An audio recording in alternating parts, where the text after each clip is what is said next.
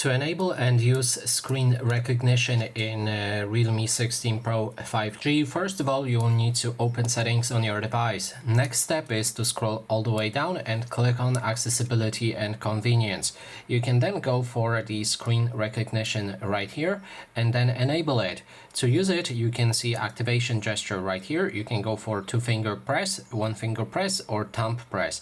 In this case, I'm going to go for default 2-finger press. What you need to do is basically hold and press 2 fingers onto the screen to activate this. And to use it, we also need to check the gesture supported apps. As you can see right here, we have YouTube, YouTube Music, YouTube Studio, Spotify, Google Wallet, Google TV. So we can go for a YouTube, for example, then hold our 2 fingers onto the screen and then just wait until the screen recognition shows up. So it just showed up, and what we can do here is select any text on the screen, copy it, or just scroll down and select the images.